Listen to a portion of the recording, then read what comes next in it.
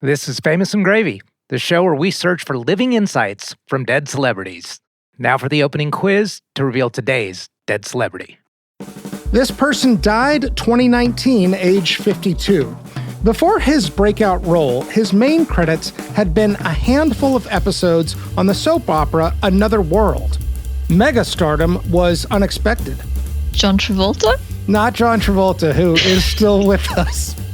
He starred opposite Allison Hannigan in a 2004 stage version of When Harry Met Sally. I have no idea. This is really, this is so not my remit at all. If they were in Buffy, were they in Buffy? In recent years, he made dozens of television appearances, including regular roles on the prison drama Oz, the post-apocalyptic series Jeremiah, and the crime drama Body of Proof. You could not have picked the worst person. I don't watch TV at all. I think you're going to know this person. This is embarrassing. His looks were often compared to James Dean. I do know who that is. We can talk about him if you like. He played Dylan McKay, a bad boy teenager who struggled with alcoholism on the hit TV show Beverly Hills 90210. Luke Perry? Is that it? Today's dead celebrity is Luke Perry. We made a promise going into this. We said, look, guys, nobody expects that we're going to do anything other than these 13 episodes. If by some chance we surprise the world and put out a quality program that people want to keep watching, let's remember how we got there and let's remember what makes the show so good. Like all television series, 902 will come and it will go. You know, there's going to come a day when they're going to say, that's it, that's your last episode. And we start slapping each other when somebody gets too big-headed, you know. But yeah, you know, a year ago I was shoveling asphalt, and a year from now I could be doing it again. I think it keeps a good perspective on things as long as you remember that.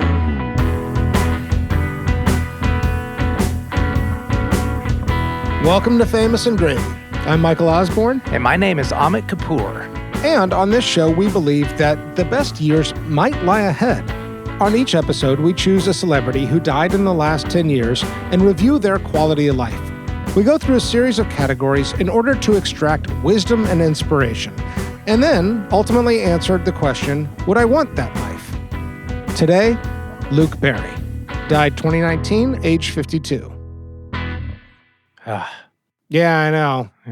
Yeah, it still hurts. It does. It's 2023 now, so it's been 4 years? Yeah. We're going to do this justice. Let's get right into it. Category 1, grading the first line of their obituary.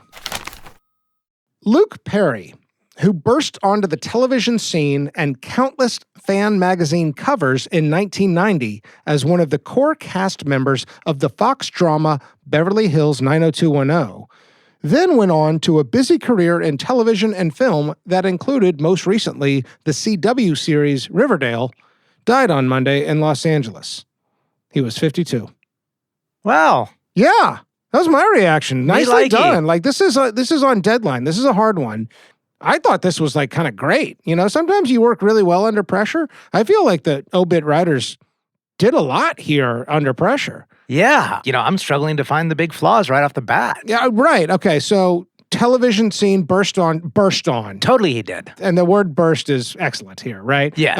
It's a very 1990 word. Countless fan magazine covers. Bravo for getting that in. My God, they had to get that in because he was everywhere from 1990. Shirtless most of the time. Yeah, often, right. But you could not go to a grocery store or an airport stand and not see pictures of Luke Perry. How many grocery stores and airport stands were you at in quite 1990 a and 91? More than you would think. Okay. One of the core cast members of the Fox drama, they got that in, 90210. And I think that's important because 90210 is so critical to Fox TV history, then went on to a busy career. I like the word busy career. That's where I really liked it. Perked up, yeah. Yeah, because very often we see the pigeonholing. Yeah. We get angry sometimes when they forget the pigeonholing, like the one thing that you should know them for. Right. But this is a great contrast. Busy, that's justice. It's absolutely justice. And then went on television and film that included most recently, and I think that they had to point to Riverdale. He had a complete second wave of fandom with that TV show that I didn't appreciate before getting ready for this episode. Yes. I didn't realize what a hit Riverdale was and how important he was to that show on and off the screen. Yeah. Yeah, dude, Well, we can't. We are us. We are us after all. Let's. I mean, what's missing here? Because I was looking at you thinking, is this perfect? I don't know what's missing. I mean, we're going to get into the James Dean comparison, right? And it doesn't need to be first line. No, but it comes up so much that you had to consider it. But I don't know. As soon as I say that, I kind of want to step back from it. But I do think that the Midwestern background and teenage heartthrob and, sort of like misunderstood, bad boy rebel, his association with Dylan McKay and 90210, like the comparisons are strong, right? And made a lot of sense back then. But if we're looking for omissions, that's one consideration. Did they describe Dylan McKay or they just said one of the key cast members? They just say one of the core cast members, so they don't describe his character. I kind of like that, honestly. I think that's fine. I mean, they could have said bad boy or something like that if they wanted to, but I don't know. I mean, I feel like there is actually a little bit more effort here to differentiate the man from the role. Yes. Right? Because they point to two different shows, Beverly Hills 90210 and Riverdale. And I love the bridge. I love the bridge of Busy. I do too. Busy career that most recently included this. I'm not seeing major omissions here.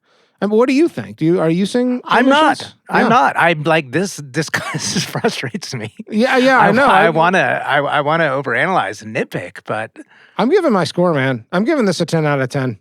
I'm going to match you, Michael. 10 out of 10. They stuck the landing. That is a first in our show. This is Mary Lou Retton at the 84 Olympics. You and I are tough critics, and here we are both giving a perfect score. Well done. Bravo. This is what we expect. We need somebody who's like, I'm going to get this right, and this is all that needs to be said, and sums it all up, and perfectly encapsulates like who he was and what we need to know about him. Nailed it. Bullseye. Yeah. I guess we're moving on. Category 2, 5 things I love about you. Here, Amit and I work together to come up with 5 reasons why we love this person, why we should be talking about them in the first place. I kind of want to lead with something, because I just want to talk about this a lot. Please, I'm obviously in a generous mood. I just gave it 10. Yeah, seriously. Please, lead, my friend. Right. I don't know if this is one thing or 5 things, but like what I have written down is definition of cool. Okay. You can imagine where I'm going with this. Being cool. That's pretty open-ended and vague. I want to unpack Luke Perry's coolness. As I unpack it, it may unfold into many things on my list. Because it's especially the way he absorbed fame and success. I almost want to pause here for a second. I feel like I've gotten to be a Luke Perry expert on his life because that's what we do on this show. When it comes to his work, I am a Luke Perry novice. I was not a 90210 viewer. I haven't really seen much of Riverdale. I saw him in some of the movies that came out, but he's not, like, I think I had way more exposure to Luke Perry on the teen magazines and on, like, Entertainment Weekly, news clippings or whatever than I did inside any of the TV shows. You're lukewarm on the life's work. Yeah. But I feel like it's an important caveat. Where are you with his work? Like, what's your relationship to Luke Perry as an actor? I've seen every episode of 90210. Have you? Yeah. And you were in on it in the beginning? I was maybe like a season behind and then caught up, but then basically watching it in real time. Well, so let me ask this, because I think this is going to influence how we talk about his coolness. What was your relationship to it at the time, and what's your relationship to it now? Then as an addiction, I didn't see it at all as a reflection of the teenager high school years I was going through. Maybe because it was being played by people in their 20s and 30s. But there was an addictive quality. There was sort of an aspirational in this attraction to the beauty and the rebellion and the love triangles and all those things that were happening in their world, which were nowhere in my orbit. But there was kind of a fantasy projection. There was that sort of marvel. What I would do to go out with Dylan McKay. I don't know. Everyone says he's trouble. Well, he can trouble me all he wants. Hey, Dylan. Hey, Kelly. Brenda and I were just talking. Which do you think guys like best on girls, long or short hair? That's a deep question. Personally, I prefer blondes. Really? Really. Truly. Bye, girls. What about shelf life? I think that's what I'm sort of interested in. It's dated, right? Yeah, it's dated. It's pure nostalgia for me. I don't want to like rewatch and binge. I don't think anybody's rewatching it and binging it. And that idea of this kind of 90s high school thing, which has faded, of just cool and uncool. Yeah. And I think that changed a lot later as you get into Freaks and Geeks and a lot of the things that followed later with high school dramas. It was resurrected, I think, in some things, but it doesn't hold up when you're an adult looking back at that. I think what I'm trying to get at is, do you consider it an important show? It's important in TV history in terms of its influence, but in terms of how it comments or reflects our understanding of teenage life and high school life. Is there commentary there that like we need to look at today and know about? Yeah, in the sense that it actually did bring up emotional issues. Yeah. Right? It wasn't just a straight slapstick comedy about teenagers. It acknowledged for the first time, maybe outside of cinema, that, adolescence is complex and full of a hell of a lot of emotional confusion and turmoil and tough relationships. Okay, the reason I wanted to ask, I think this question of the importance of what it means to be cool is never greater than it is in high school. You know what I mean? Yeah. And so my read of 90210 is the show may have been okay without him, but you remove the Dylan McKay piece from 90210, and do you really have a compelling TV show? And they did for 3 years, and they did Wasn't not. very good, right? Yeah. So his coolness. Let's unpack that for a second. I saw it most in the clips where how he was dealing with his level of fame. There's a level of like insane Beatlemania fanaticism around like what a heartthrob he is. I mean, there Totally. are all these clips of, young girls stampeding through malls to get a glimpse at him at some sighting, right? But it's the sight of Perry in the flesh that sends fans into hysterics. Consider his appearance at a Florida mall last August. I was shocked. I was aware that was a situation that was going to get out of control quickly. I could see a lot of people on the ground floor in front of me. There were people on a balcony up here that were hanging over. There were people on the third balcony at the top that were hanging way out, screaming. I was afraid someone was going to fall. I said to myself, this is not worth it. I want our show to do well, but certainly not at the expense of anyone getting injured or possibly even killed.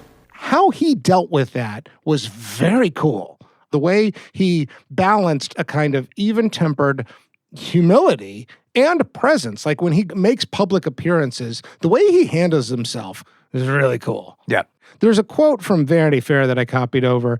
Has such massive fame been a kind of crisis for him? He says, quote, I've enjoyed the shit out of it. There have been problems, but who am I to bitch about that? I'm not in this for my ego and not out to become the biggest, baddest dude on the block. But I will get what's coming to me and I will be treated with respect. It's just that simple.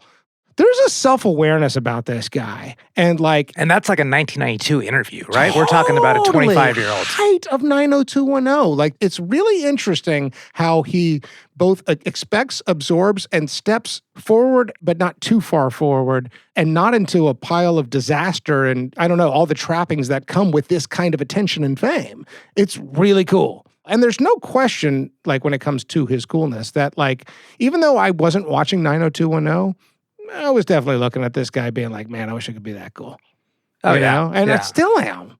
What does it mean to be cool? What does it mean to you now? How important is it now that we are in our mid-40s? And how do you think about that? I mean, this relates to the question of how you related to 90210 then and now. What does coolness mean to you now? Self-acceptance. That's simple. Yeah. Okay, I just demonstrated none of that. You ask now, what does yeah. 1991 mean to me? It meant sideburns and rolled up sleeves and an old car and girls after you. But let's go a level deeper with that. Self-acceptance, I mean, that's an ongoing project for everybody, right? It's because the thing is, that's got to come from the inside out, like in your heart, self-acceptance, not just projecting self-acceptance, which is what most teenagers are doing. Like everything's cool, and they look so awkward most of the time. No, it's actually having it. It's actually having and it. then from what's birthed from that is true self-expression. It's a great answer, Amit. As soon as you say it, it's like, that was true then, that's true now. That's what it means to be cool, is to have self-acceptance. So, cool and self-accepting. That's my thing, number one. All right, what do you got for number two? Freddie Bird. Oh, fuck, you're stepping on me. Oh, you had it? Yes, this is my Malkovich. Is it? Yes. Are you talking about a specific instant of being Freddie Bird? Yes. That's okay. I'm not going to step on that. All right. Okay. I'm not ruining it. All right. All right. Let's do this. This plays out in real time. This is what our fans, this is what our listeners need to know. Because we don't sort this out? Yeah, we don't sort this out. We're not editing this shit. Okay. Okay. Freddie Bird. So he was of Fredericktown High School. He was the mascot in Ohio. Rural Ohio, like Farmtown, Ohio. Yes. Yeah. So I just want to talk about the sheer fact that he was the mascot. Okay. Because I love that. Yeah. And first thing I want to point out is, do you know any people that were mascots? I don't think so. I think I met the Stanford tree guy or gal once, but there's been many throughout the years. So one of my closest friends, you know her, was a high school mascot. No way! Yes. And I have several other friends who were also high school mascots. I challenge you to find somebody who was a mascot who is not cool as fuck. Okay? It is a formula for an incredibly sort of self-aware person, but somebody that's very, I'd say, emotionally tuned in. And I think part of the reason is the playfulness that goes in it and the nonverbal communication that you have to do to entertain and connect with absolutely anybody, both from a distance and close by. Interesting. The performance of it brings out something. The performance of it, the stepping into a character, the being able to not be yourself. It's a wonderful acting school. Yeah. But I think specifically the playfulness and the nonverbal part of it are exceptional qualities to build up. One, as an actor in Luke Perry, and second, just as a character. So Freddie Bird, number 2. Okay. We will talk more about that in a later category. I love that number 2. I'll go on to number 3. I'm just going to say balloons on a plane. I know the story. Okay. You know this story? Yeah. This is, okay, so he has a premature death, right? He dies at a young age, and there's all this sort of outpouring. Of all people, Colin Hanks, Tom Hanks' son, Colin Hanks, comes out of the woodwork with this great story. He's on an airplane, Colin Hanks is, with his wife.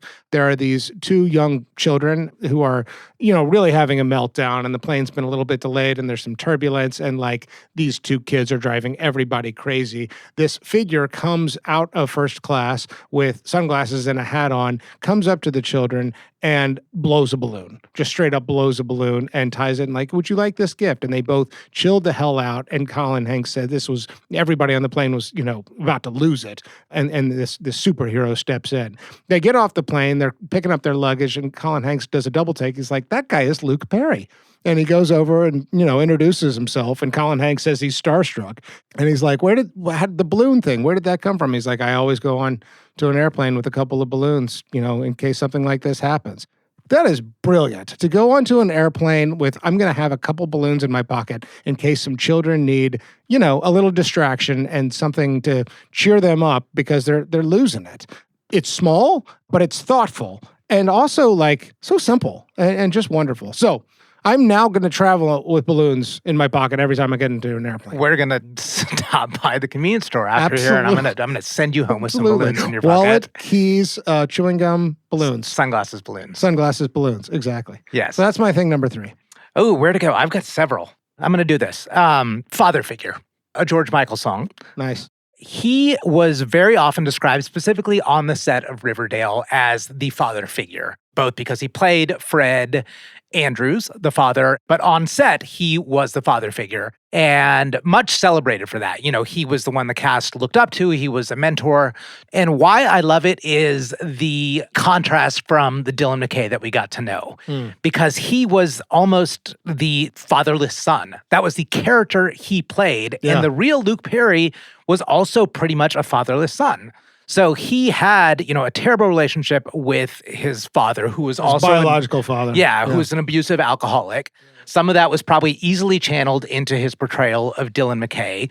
Dylan McKay essentially was this bad boy, but he was also a guy that lived on his own. His father was imprisoned or on the run from insider trading. Yeah. So he was left with tens of millions of dollars to live in a hotel and read poetry. So both in real life and the character for which he is best known, he was a fatherless kid. Yeah. He progresses through life. He has 2 kids. By all means, from what I see, he's an excellent father. Yeah. And then he goes on and he plays a father on set and is the quintessential father figure. Mm-hmm. The ability to take what he was lacking and parlay that into how important he thinks it is and become the ultimate opposite of what he was missing is what I love about him, number 4. I love that. And I think I actually want to spend another minute on the word parlay, because I really got into a place where some of the most sort of exciting and delightful moments of my life are where I learn something about how to handle a situation in one context and then am able to port that over into another one. Where I learn something in the experience of parenthood or marriage or friendship or a professional experience and then be like, this actually reminds me of something else I learned in a totally different context. You know, that's how wisdom accumulates, is that you pattern match principles and ways of being of service across different hats you wear in your life, from your personal life into your professional life. So being a real dad and then carrying that sort of father figure-like attitude onto the set of Riverdale is like awesome. That's awesome. That's what it's all about to me. So yeah. Parlay. Okay. I think you should maybe take number 5. I don't know if my number 5 is strong enough. Okay. I mean, I do like the pet pigs thing. That's just a factoid. You can throw that out. That, Okay. that can be a 4.5. He had pet pigs. He had a pet pig. He had multiple pet pigs and Yeah. talks about them with, among other people, Arsenio Hall. Oh, save that, sir. I will. Anyway, you go number 5. Okay, I'll take number 5, Ohio. His unconditional love for his hometown and his home state. Yeah. So he's from Fredericktown, Ohio. You know, even as he moves to Los Angeles, then later to New York, and then back to Los Angeles as 90210 begins, but essentially Los Angeles becomes his home. He regularly returns to Ohio. Yeah. So Fredericktown has a tomato day that he would often return to. And this is All-Star magazine cover Luke Perry, going back to his home state of Ohio. The one thing that I think I really love is that he campaigned for a man named Jerry Day. I saw this. But he went and he actually did like TV promos for Jerry Day for the sheriff of Fredericktown, Ohio in 2004. Yeah. Luke Perry. Yeah. I mean, what I loved about it is he didn't forget. Like, we talked about his coolness and not wanting the trappings of fame, but he didn't yearn for home. Like, he wasn't like, I need to get back to Ohio. I need to get back to Ohio. But he found the right way to still be an Ohioan who is a megastar in Los Angeles. Yeah. And so I love the way that he managed his ties to his hometown without being a runaway star or look at where I came from and look at where I am now. It had been really easy for him to be above it, and he wasn't, right? Yes. And those actions really say something about his character and commitment to it. Yeah. Because sense of place is so huge in the fluidity and the impermanence and the ever-changing nature of this world, and especially in this country. And to be able to not inhabit your original place, but to still respect it, return to it, and have it as such a big part of you without shunning it as just something that formed you, I think he managed that perfectly. Yeah, that's really interesting. It actually segues pretty well into my Malkovich. But before we get there, let's do a recap. Number 1, I said cool, especially the way he absorbed fame and success, but I pointed to his even-tempered quality, his humility, and his presence. Number 2, you said? Mascot. Number 3, I said balloons on a plane. Number 4? Father figure. And number 5? Ohio. Well done. Let's pause for a word from our sponsors. Okay, category 3. Malkovich. This category is named after the movie Being John Malkovich, in which people can take a little portal, they go through a door, and they go down a little chute, and they go right into John Malkovich's mind, where they can have a front row seat to his experiences. I think chronologically I'm first, yes? Yes. Okay. I want to return to Freddy Bird, this mascot thing. One thing I can't figure out about him, about Luke Perry, is his relationship to the need or desire for attention. Mm-hmm.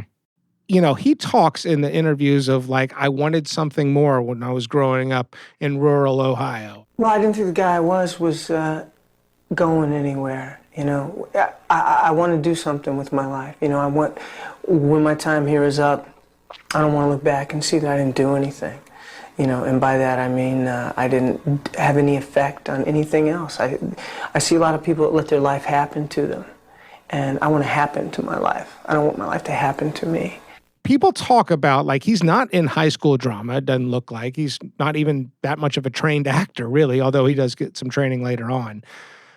He decides to sign up to be the mascot for the football team, Freddy Bird.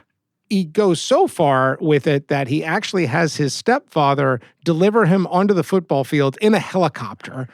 I think, and I don't know, that, you know, he's wearing a full mascot uniform. So his face is not out there, right? He's wearing a bodysuit. He's hiding behind the character of Freddy Bird. It seems exhilarating. It seems validating. It also seems kind of safe because you're behind a costume. Are they paying attention to me because of what I'm doing or because of how I look? And I think his looks are so unbelievably important to his success that I wonder what it feels like to be receiving that attention, to have some distance from it, and to say, I want to take this to the next level, but I also want to, I think, still maintain some of that distance. Because this feels like the moment where that's clicking into place. And I also want to add to that this is also high school. This is when that desire for attention, the desire to be cool, and the sort of search for self-acceptance is, at its most pronounced in some ways. So he becomes self-aware at some point, and he handles fame as gracefully as anybody you could imagine. So I wonder what it feels like to be Freddy Bird in that moment. I wonder what it feels like to be dropped from a helicopter, to have all eyes on you, but it's not exactly you. Did he put that together then in a way that, served him well for what was to come? I just have curiosity about it, so that's my Malkovich. Aren't they coming? Are they shouting for Dylan? Or are they shouting for Luke when you get those personal situations? You gotta keep really in mind that it's not me they're coming out to see. It's this character that I play. They're screaming Luke because they know that's what my name is, but they don't really know Luke too well. I've got a question for you, Michael. Have you, as an adult, ever gone all out for Halloween? Yes. What did you dress as? This is not, the most fun I ever had for Halloween is, you remember that movie, Something About Mary? Of course. You remember Warren with the earmuffs? Yes. I went as Warren for Halloween. Which is funny to see you wearing headphones right now. Break some veins! Break some veins! How did that feel? How did that feel to... Liberating. It was so much fun. To Exciting. be somebody completely else. To be an actor, to perform behind a costume is, and I haven't done it much, but when I've done it, is exciting. You get to be somebody else. Yeah. That's kind of what our show is about, right? Yeah. So I think that's one of the reasons we're so interested in actors, especially successful ones, is how successfully they do that. And, by being somebody else or a different character, you reveal something about yourself, but about all of us. So, yeah.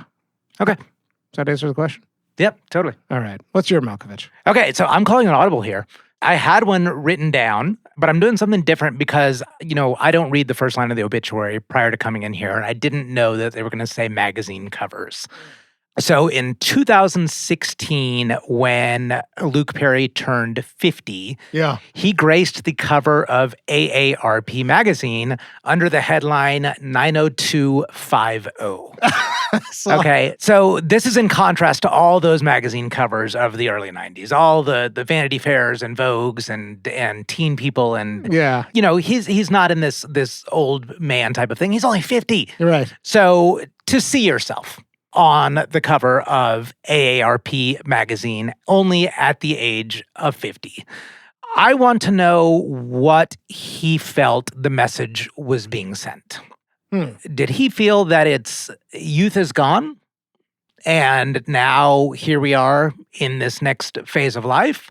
Or is it youth is still here at 50? Yeah. And everything I saw about Luke Perry and all the interviews that he gave on the talk shows all the way up and through the end, he embraced fatherhood. Yes. He embraced his aging, but he was never an old man. No. 52 is but in no one's category an old man. But AARP is synonymous with age. With age. And I hate that. Why is this bad? What's wrong with this? What it's doing is it's supposed to be celebrating aging in retirement.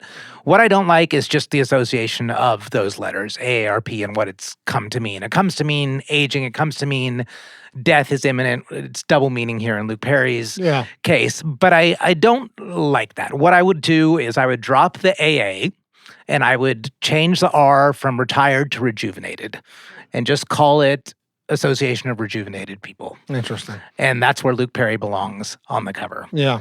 But what I really want to know is what message he thought was being sent when he looks on that cover and sees himself in contrast to the shirtless version of Dylan McKay 28 years prior. I love that you want to rebrand them. We'll reach out. Reach out. Maybe we could partner with them. Okay, shall we move on? Yes. Category 4, love and marriage. How many marriages? Also, how many kids? And is there anything public about these relationships? One marriage to Rachel Sharp in 1993. They divorced in 2003. Luke was about 27 when they married, 37 when they split. 2 kids. Jack, born 1997. You, I'm sure, saw that Jack is a professional wrestler. Ladies and gentlemen, Jungle Boy, Jack Perry. Stop right now. And then Sophie in 2000. Luke Perry was engaged to Wendy Bauer at the time of his death. They'd been together about 11 and a half years, mostly out of the limelight. Somehow they managed to have this relationship without a ton of cameras or a ton of pictures, although there's images of her out there, but it's like not a relationship that got unbelievable scrutiny. And there's not a ton out there about her. Everybody was... She's a therapist, we know that. She was a therapist, yeah. And I only dug so deep here. Everybody was there, his ex-wife, his children, his fiance, his mother, his stepfather, when he died. And so it did sound like he was a family man and surrounded by family. So what's to talk about here, Amit? With both Minnie and Wendy, this is, especially with Minnie, he married her in 93. This is height of Dylan McKay. Correct. Craziness. Yes. And she's not an all-star, right? I think she had aspired to be an actor at one point, a few small roles, but I don't know what she worked in, but she was in Teen Wolf 2, apparently. I saw that on IMDb. TOO. Yeah. Yes. Okay. So played some small roles, aspiring actor. That's everybody in Los Angeles, right? When you're running around there in your 20s. Right. So what I gathered from both of these is he went outside his circles. Yeah. And this, I think, speaks to your thing you love, number one, is this coolness about Luke Perry. He's not, forgive the term, he's not a star effer. I mean, he I think had some other relationships, but there was speculation about him and Madonna. Madonna, he stepped in for some event that Elizabeth Taylor canceled on, and Madonna kissed him full on the lips, and there's pictures of them together.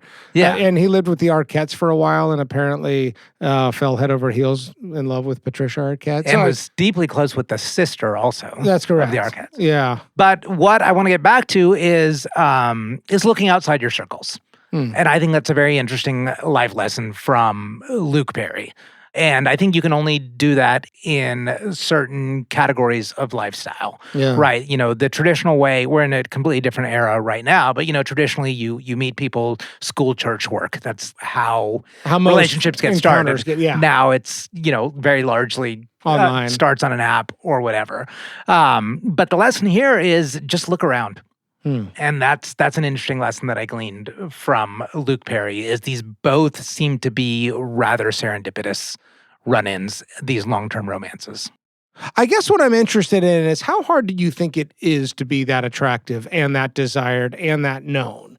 This looks very, very hard to navigate any kind of romantic relationship. On one hand, there are women throwing themselves at you, and that's great, and that's fun, I'm sure, in your 20s if you're a single guy. But I also feel like, how do you filter? How do you sift through? Especially to your point about looking beyond the inner circle. Like, how do you trust? How do you trust that somebody likes you for you? Totally, right? I mean, when you are this level, this is 100 out of 100 in terms of sex symbol qualities.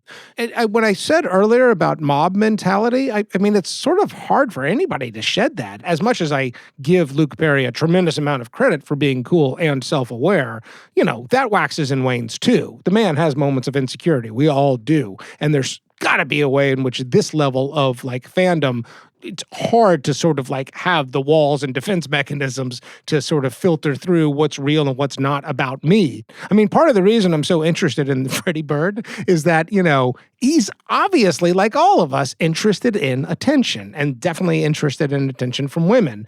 But the tidal wave of interest that comes his way and is sustained, it just makes navigating love and marriage, to me, look really hard. And we don't know what ended this relationship, by the way. But we do know it lasted 10 years, 2 kids, and then Splitsville. Yeah. I mean, it's nice when we do know because we can talk about it and I extrapolate. suppose But that's true. in this case, we don't. But to answer your question, how do you filter? It's deep intuition and trust Yeah. in yourself. I do like your point about looking outside of the circles. And if that part of what we're doing on this show is looking for life lessons, wisdom, inspiration, then there is something about I'm not just going to stay inside the Hollywood circles as I date, even though that is absolutely within my power and that would be easy. Yeah. Yeah.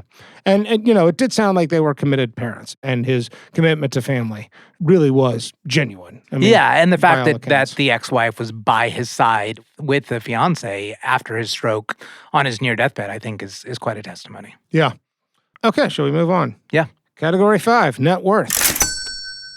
10 million. I mean, you like Yeah. the number. We all know, Yeah. new listeners out there, Michael Osborne loves the number 10 million. Yeah. Or at least used to. I don't know how I feel about it. Yeah, it hurts. Good for you here. for evolving. This gets back to the first line. He stayed busy. Like he continued to work. I wrote down here in this question, was he actually a good actor? I don't want to shit on the man. He just seems very, very, very, very, very handsome. And that is reason enough to put him on the silver screen or on the small screen with the televisions and so forth. But in terms of range, in terms of I don't know, getting lost in the character, I don't know enough. But I'm not convinced he was a great actor. And that's fine. That's very normal in Hollywood. Yeah. You're just, Zoolander really, really good looking, right? Yeah, I think he's got that Keanu Reeves type of he's a good actor because he's not a good actor. Right. So in that sense, I sort of he does sign off on some roles. He does do movies. He is, working a lot and he's very employable. And I don't know that I have a problem that the system of entertainment rewards very good looking people, even if they're not I'm just not sure how truly talented he was. So much of it is just natural charisma. Yes. Natural charisma, not necessarily earned charisma. Maybe it's earned. I don't know. Do I sound like I'm disparaging the man? I think his looks are worth about 10 million. At age 52, had Yeah. he have died, and we'll get into this in the over-under of what his actual thing is, you can probably double or triple what that would have been, assuming he just lived Sure. along the same lifestyle. Sure. And But yeah, that's about right. And I think most of the 90210 cast is probably around that. that'd be my guess. And they also locked them into 5-year contracts. So when 90210 went on this initial hot streak from 90 to 95 before Luke Perry left, he was making the same salary Yeah. the whole time. Royalties and all were negotiated later. But he wasn't getting that rich. He was making the extra money on these mall appearances and all of these, Right. where all these mobs showed up. Did you have any other reactions on the 10 million?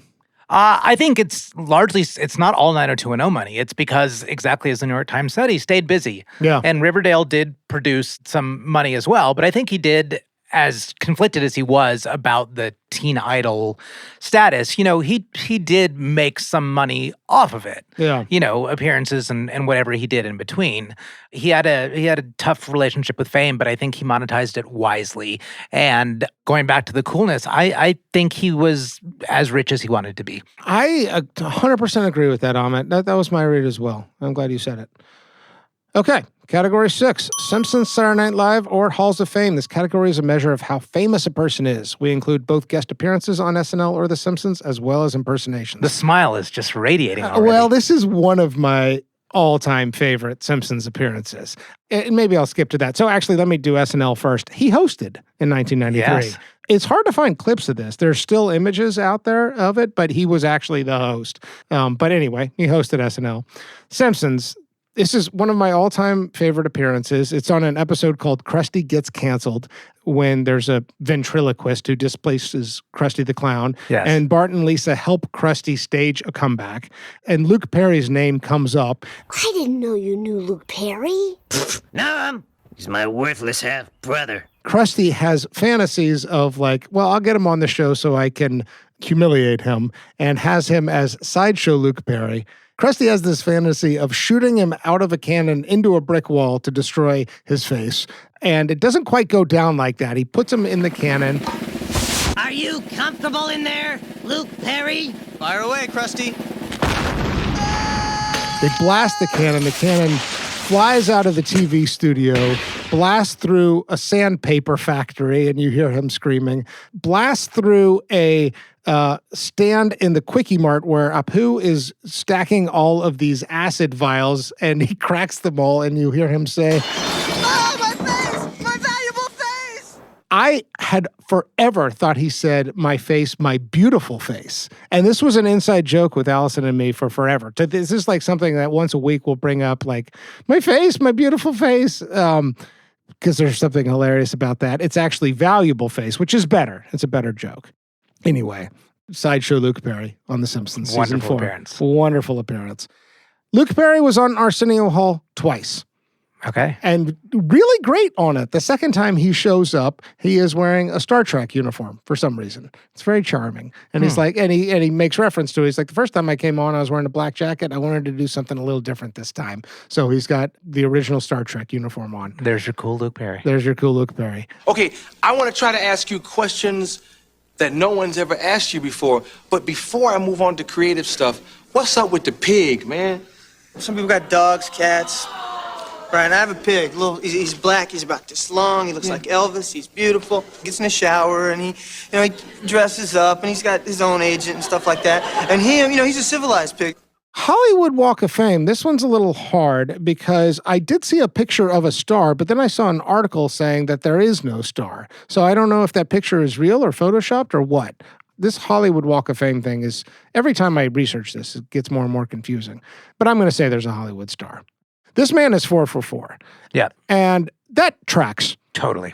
I mean, not only was he next level famous, it was also when he was next level famous. I mean, these are mostly 90s things we're looking at to evaluate Simpsons and Saturday Night Live and so forth.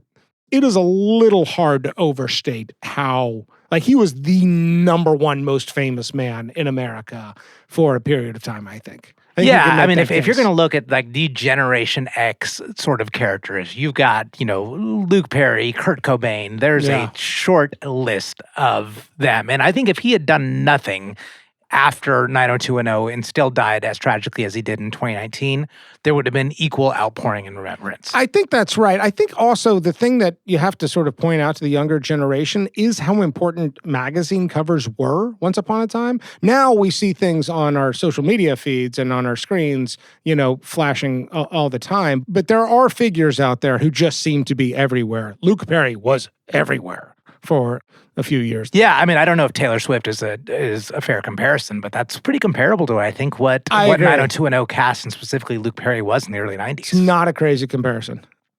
I don't know if you saw this. When Leonardo DiCaprio and Brad Pitt were asked about his passing, they were both like, I was totally starstruck. Like Leonardo DiCaprio and Brad Pitt, it's hard to come up with men more famous than that in Hollywood. And they were like butterflies meeting Luke Perry. Yeah. Like, I mean, he had that kind of just effect on people. Yep. Okay.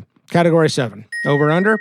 In this category, we look at the generalized life expectancy for the year somebody was born to see if they beat the house odds and to look for signs of graceful aging. So, the life expectancy of a man born in the United States in 1966 was 70.21 years. Luke was 52, so about 18 years younger. Sucks. Yeah, I don't know what to say. It's hard. It's impossible to know what to say. It's impossible. I mean, this category is not designed for this. Yeah. Right? But it's still worthy of commentary, I think. I saw a few magazine articles that had titles like Luke Perry is a warning to Generation X or something like that. And I really balked at that because his death bullshit. Well, or they read that way, whether they were phrased that way or not. We've done a couple of other really young deaths on this show. James Gandolfini and George Michael come to mind. In both instances, there were, lifestyle behavioral things going on, overeating or excessive substance abuse or whatever, that are obviously confounding factors. Luke Perry looked like a very, very healthy man and seemed to be. He had become an advocate for colorectal cancer because they discovered polyps in his colon in his mid-40s, and he was somebody out there saying everybody needs to get checked out. Yeah, he was a big advocate. He's on TV saying, I don't want my kids to ride motorcycles. Like, he doesn't look like somebody who's smoking, drinking, themselves to death. We don't know much about, his inner health, but like this was shocking when he died. And it was a stroke that led to a few days later, the end. He had also, and it sounded like I saw this somewhere, after the cancer scare a few years earlier, had like taken real steps to get a DNR order, a do not resuscitate order in place, so that when the family had to make the decision not to keep him on life support, they were like, we've got our directions here. Like he was thoughtful about that. And it sounds like he probably got his estate in order too. I think that gets a little complicated because he was engaged, not married to Wendy. So we just have a really weird relationship with death in our culture. You know, however many episodes in, approaching 60 on this show, I don't know that I've learned anything about that in a funny way. I've learned a lot about life. I've learned a lot about, you know, what I want to be remembered for and how I want people to regard me and what I think will help me move towards peace and self-acceptance. But I don't know that we're supposed to hold the idea that we could be hit with a stroke tomorrow too closely, you know? Like, no, that would erupt in chaos. Right. But you can't be oblivious to it either. And I think that's part of the lesson. I agree with that. Like, okay, something was cut off in Luke Perry's life here, right? Mm-hmm. Years were cut off. Decades were cut off. We could have seen him working and doing well into his 50s and 60s. You could argue half of it was cut off. You could argue half of it was cut off pretty easily. But I don't like the word incomplete somehow. He got to do a lot. He got to do so much. He got to live a really fulfilling, interesting, present, self-aware, self-accepting life and leaves behind, you know, a legacy that feels about right with his expectations for what kind of legacy he wants to have. Yeah. I guess what I'm trying to get at is like, how much do we look at this and say cheated? You know, or we, the audience, are in some sense cut short. He's cut short because he doesn't get to see what happens to, you know, as his kids age. But at some point, we all get cut off.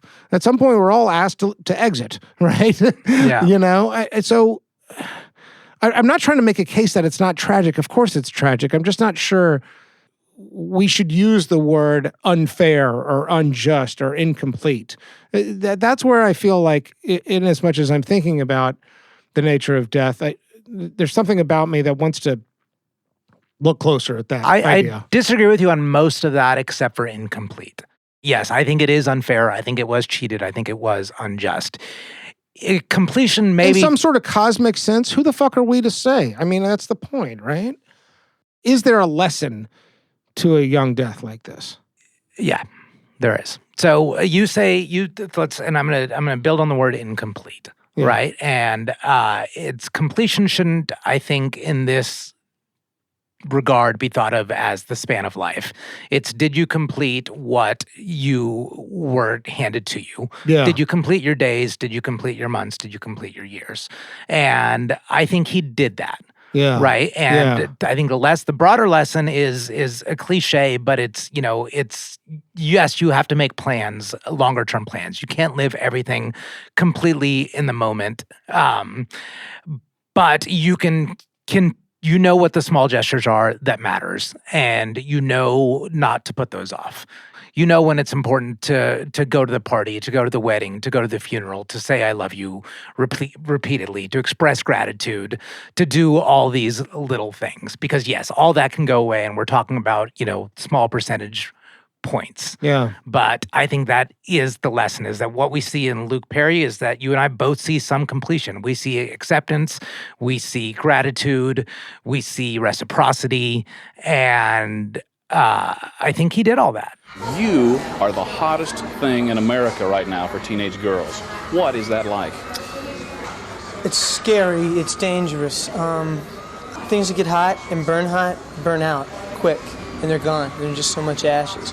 That's not what I want to do. If you look at what's to be learned here, a lot is to be learned here, and a lot is to be admired here, and that's maybe about as much as we're ever going to get, and as much as we confront this topic. Mm-hmm. Let's take another break. Category 9. This is where we get into the more introspective questions, and we take a best guess of what we think it would have been like to have been this person. The first of these categories, man in the mirror. What did they think about their own reflection? Hot take time. Most people look at Luke Perry and love what they saw. And I think Luke Perry looked at we brought up self-acceptance. How is it? Okay, it is hot take time. Do you have a no here? I have some evidence that he struggled with it. In his comparisons to James Dean, Luke Perry said, "Who wants a career knowing you got somewhere just because you look like somebody?" He didn't like the robbing of the individuality in that comparison. He didn't like the idolatry that was afforded to him. He had extreme gratitude for his fans. He knew his looks were a huge part of his success, but he was conflicted about it. Yes, there must be downsides to it, I'm sure. And I think it may get really confusing when people react to your outward appearance as they did, which gets compounded by the character you play on a very popular show that's targeted at a particular teenage demographic. I can sympathize with the not liking the idea of teen idol. Boy, I'd rather be a 20-something idol or a 30-something idol. Sure. You know, because teenagers are the craziest age bracket out there. But I still have to imagine that you look in the mirror as Luke Perry at night and you're like, yeah, okay, I got this. You know, and whether or not this is a blessing or a curse or both, and it is both, I think.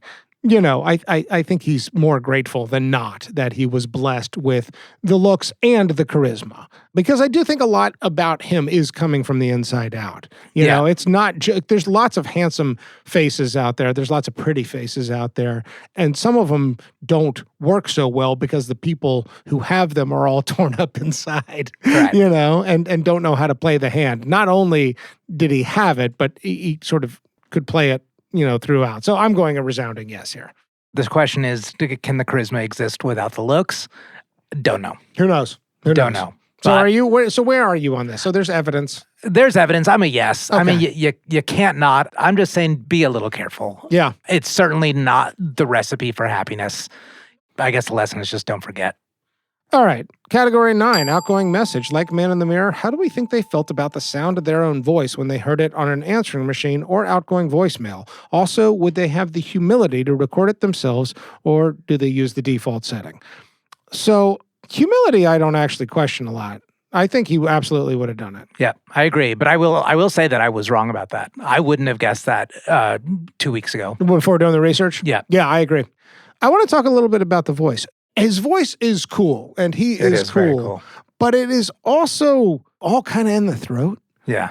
I think about a lot of things. You do? Yeah. I want... long career. I don't know about long. Distinguished, maybe. But long, we'll see. I don't hear a ton of range. This is sort of the same It's got a McConaughey quality to it without the twang. Yeah, a little bit. And I don't know that he loves it, actually. Really? I think he maybe felt a little limited by it. I don't know. I mean, I think he's at peace with it. If the question's about self-acceptance, this has come up throughout the conversation. I think that there's a lot of it there. But I also come back to I'm not sure how good of an actor he was. When it comes to the voice, I feel like it's a little bit his limiting factor. I don't know. So are you putting a no? No, I think he still likes it because I think he's mostly grateful for what he's been gifted in life. But I think it's the thing that more than his looks reminds him of his own limitations. That's a very good point. I didn't think about that, and I think you're very right. And I agree with you that he likes it. It's an asset. It is cool. But the limiting point is very good. Thank you. All right, category 10. Control Z. This is where we look for the big do-overs, the things in life that you might have done differently. Do you have a big Control Z moment? I don't have a big one, but I do have a couple of them. Okay. I pointed a little bit to the movie 8 Seconds about bull riding. The reason I wonder about it is his sort of moment of maximum political capital. Like, this is the moment where you can choose any movie you want to do, more or less. And how are you going to cash it in? And it came at the peak of 90210 fame. So I sometimes wonder about that decision, but I don't know if it's Control F. He seems proud of it. He got to ride bulls. He liked the story. He apparently told everybody, you're not using Renee Zellweger well enough. She's a very talented woman. And so I think he looks back on it with gratitude. I struggled. What do you got? What do you got here? So there's this audio Bible version. And so he did it as the voice of Judas. And this had an all-star cast. Okay, there was Gary Sinise, Louis Gossett Jr., Marissa Tomei, who played Mary Magdalene. Jason Alexander played Joseph. George? Yes. But I don't understand this thing. Yeah. Like, I don't...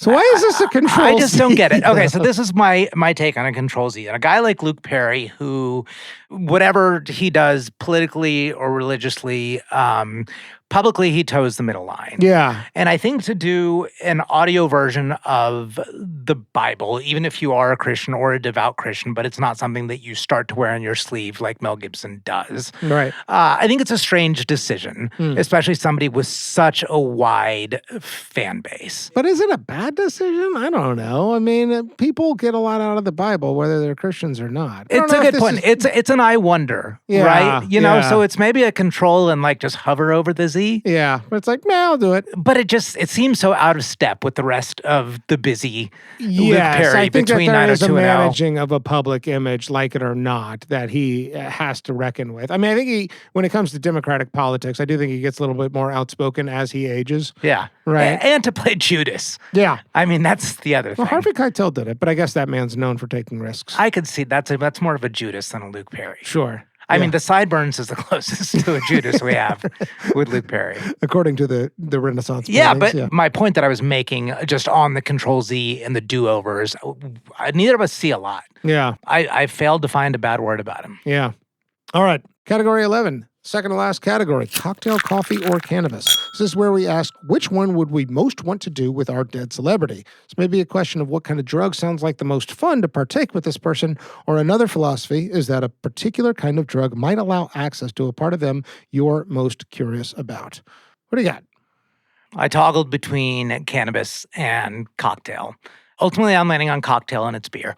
Yeah. And I think this goes back to the same kind of Bill Paxton thing, that this is a guy you want to hang out with. Yeah. He's cooler than you. He's cooler than me. Sorry. He's going to be, I'm never going to top it. I don't think I can sit across the bar from him as a peer, but I don't think I can get very far off because I think he's a very accessible cool. I had a very similar answer, Amit. I was thinking more like a whiskey in a smoky bar, and probably one that's like a dive bar where, you know, there's not a lot of singles people on the prowl, because I wouldn't want to be distracted.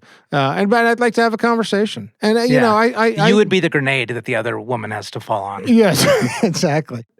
You know, you and I have come to the conclusion that we see a lot of coolness inside and out. And that's built on God-given gifts like his good looks and great sideburns and hair and, you know, dashing eyes. It's also built on a self-acceptance that he arrived at in Freddie Bird or somewhere along the way, where he has the right relationship to the amount of attention he's seeking from the world.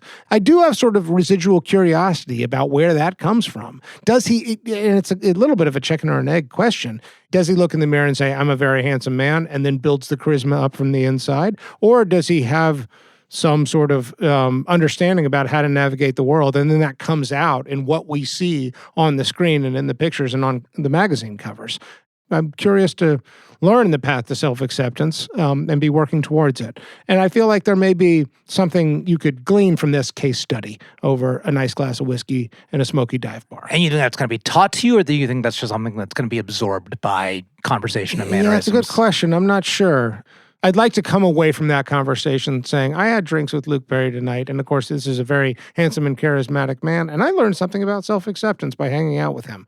Whether or not that comes with something he would actually say, or whether or not that comes with studying him, I don't know. Actually, I don't have a theory about how I would approach that. But give me another glass of whiskey, and let's see what we can find out. Yeah. All right. Final category, the Vanderbeek. Named after James Vanderbeek, who famously said in Varsity Blues, I don't want your life. Amit, do you want Luke Perry's life? I can think of a lot of reasons why not to. I can think of one big one. Dying at 52? Yeah. Sure. Okay. But that's not what we're asking. If that's not what we're asking, I agree. It's a pretty easy answer. Yeah. Probably. I think it's probably a pretty easy answer. Yeah, that's a hard one to zero out, but yes. Yeah, it is, but we have to for these. You know, we have to. And especially a death like this that was not a result of behavior. Yeah, right. It's not a death of despair. Correct. Right.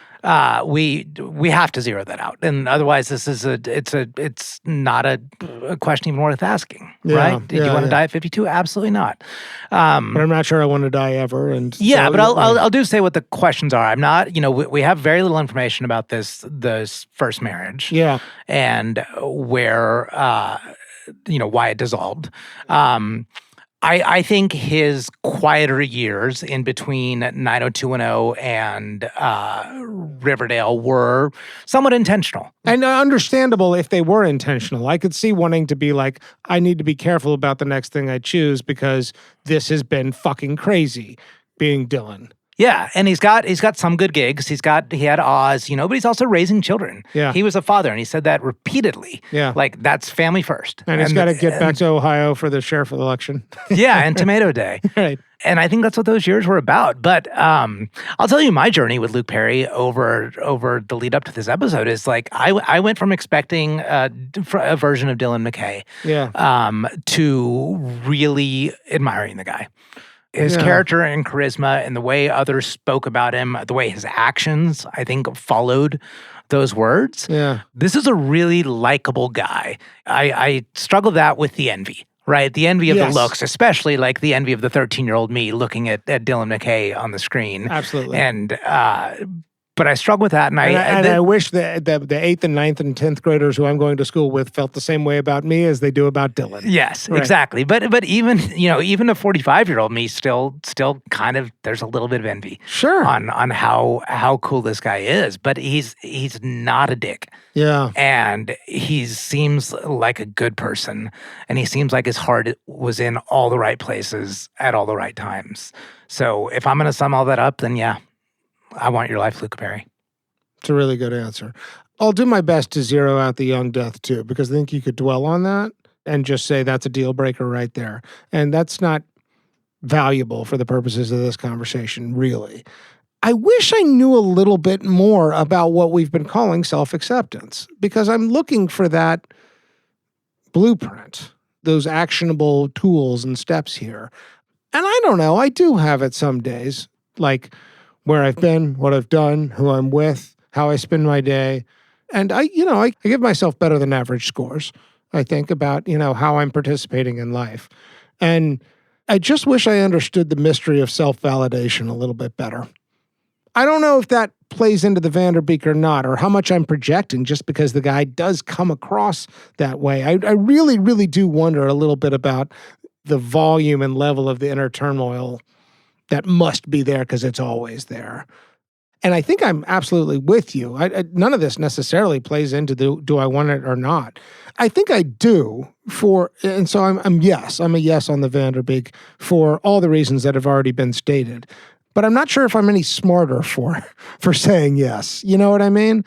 And while I think that there is something to be learned from his life in terms of what I'm after, which is not, thousands of girls screaming through a mall. That was what I was after when I was 15.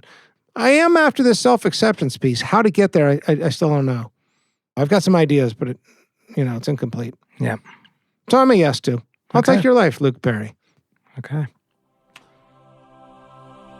Michael, you are now Luke Perry, and you are at the pearly gates. Standing in front of you is St. Peter, the proxy for all things afterlife.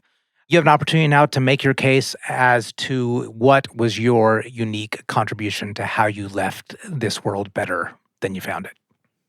St. Peter, as Luke Perry and as Dylan McKay and as Fred Andrews, that was pretty cool.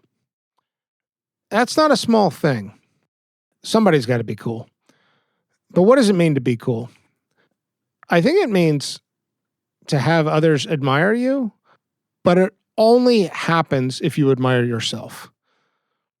When you're gifted with the things I was gifted as, great looks, good fortune, great opportunities, it's easy to take that for granted, but I always try to show that coolness lies within. It's not about the clothes you wear or your sideburns or the magazines you're on. It's about how you view yourself.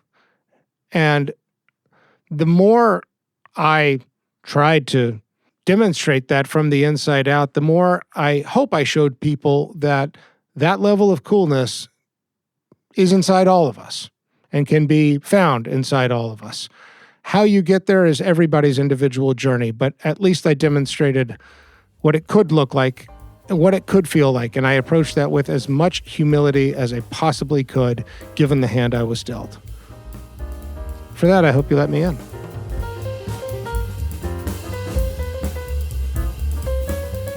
Thanks for listening to this episode of Famous and Gravy. Famous and Gravy listeners, if you're interested in participating in our opening quiz where we reveal the dead celebrity, please send us an email. You can reach us at hello@famousandgravy.com.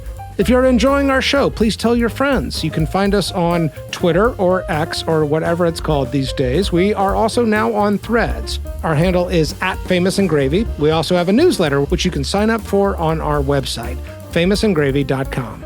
Famous and Gravy was created by Amit Kapoor and me, Michael Osborne. This episode was produced by Jacob Weiss. Original theme music by Kevin Strang. Thank you so much for listening. See you next time.